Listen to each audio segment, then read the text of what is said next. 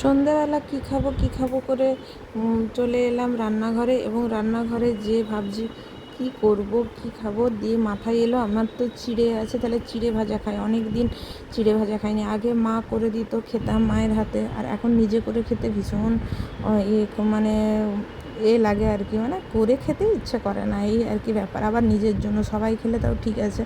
তো যাই হোক, আজকে নিজের জন্য একটু ভেবেই ফেললাম। ভাবতে ভাবতে কড়াইটা চাপিয়ে তেল দিয়ে একটু জিরে ফোড়ন দিলাম, দিয়ে একটু পেঁয়াজ কুচিয়ে দিলাম, দিয়ে ভালো করে পেঁয়াজটা ভাজা ভাজা করলাম। এতে একটু লঙ্কা ফোড়ন দিলে আরও ভালো হয়, কাঁচা লঙ্কা আর শুকনো লঙ্কা দুটো একসঙ্গে ফোড়নে দিলে আরও সেন্টটাও ভালো হয়, খেতেও বেশ স্বাদ হয়।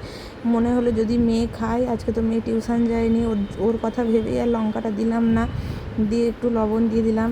লবণ দেওয়ার পর কিছুক্ষণ পর মেয়ে ফোন করেছে, দিয়ে বলল মাম্মা পাপা আমাকে খাইয়ে দিয়েছে। তাহলে ও পাপার কাছে ছিল, তাহলে ও পাপার কাছে খেয়ে নিয়েছে, সন্ধ্যাবেলা টিফিন করে নিয়েছে। তো যাই হোক, ওই জন্য আমি আর দেরি না করে লঙ্কাটা দিয়ে দিলাম। তারপরে তো লঙ্কা দিয়ে বেশ ভালোই লাগলো। এই যে চিড়ে আনা ছিল, চিড়ের পোলাও করবো বলে রেখেছিলাম, কিন্তু চিড়ের পোলাও আর হয়ে ওঠে না। মানে একদিন চাউমিন হচ্ছে সকালে ব্রেকফাস্টে, কোনো দিন ডালিয়া হচ্ছে, কোনো দিন তাড়াহুড়োর জন্যে মুগ সেদ্ধ এরকম করে নিয়ে, সকালবেলা না একটু মানে কোনো শস্য জাতীয় কিছু সেদ্ধ করে মুড়ি খেলে শরীরও ভালো থাকে। ধরো মুগ সেদ্ধ, রমা সিদ্ধ, এইরকম আর কি।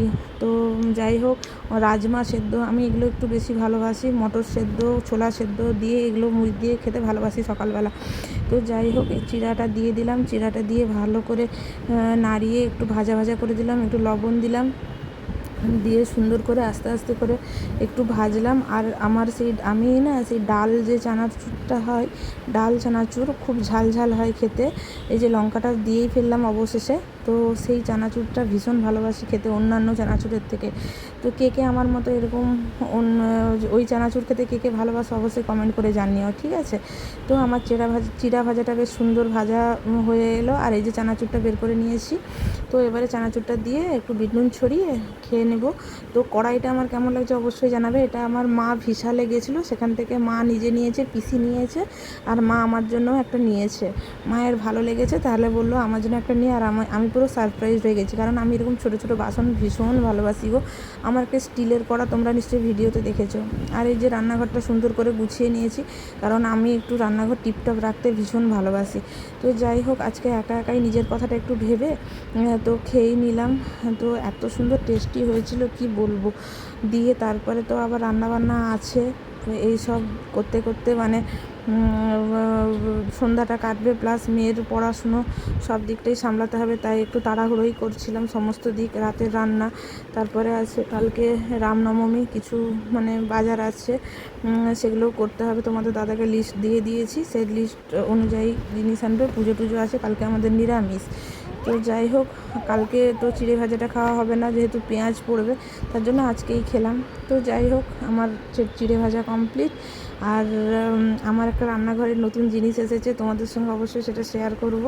তো ঠিক আছে, চলো, বাই। আর এই যে দেখো, আমি চানাচুরটা দিয়ে দিয়েছি, আর কাঁচা লঙ্কা দিয়েছি, বিট নুন দিয়ে ভালো করে মাখিয়ে সুন্দর টেস্টি করে খেয়ে নিলাম, বাস। আর সন্ধ্যেটা বেশ জমেই গেল, চাও খেলাম তার সঙ্গে একটু। আর এই আর কি। আর আমার রান্নাঘরের নতুন জিনিস কী এসেছে সেটা অবশ্যই তোমাদের সঙ্গে শেয়ার করব, তার জন্য আমার ভিডিওটা কন্টিনিউ দেখতে হবে। তো চলো, মাঝে মাঝে ভিডিও দিতে একটু ডিস্টার্ব হয়ে যায়, কারণ শরীরটা আমার ভীষণ খারাপ ছিল কদিন, তার জন্য ভিডিও দিতে পারিনি। আবার কন্টিনিউ ভিডিও হবে। আর এই যে আমি চামচে করে তুলছি আর খাচ্ছি, খুব টেস্টি হয়েছিল জানো তো। তোমরা যদি পারো এরকম বানিয়ে খাবে। আর যারা মানে বানিয়ে খেয়েছো, জানো এটা, অবশ্যই অনেকেই জানো, তারাও কমেন্ট করে জানাবে এটা কেমন লাগে খেতে। আমার তো ভীষণ ভালো লাগে। সকলে ভালো থেকো, সুস্থ থেকো। আজকের মতো ভিডিওটা এখানেই শেষ করলাম, পরের ভিডিওতে আবার দেখা হবে। আর সকলে পায়েল সাহা পেজটা অবশ্যই ফলো করে দিয়ে পাশে থেকো, ঠিক আছে? Bye, tata. সকলে ভালো থেকো, সুস্থ থেকো।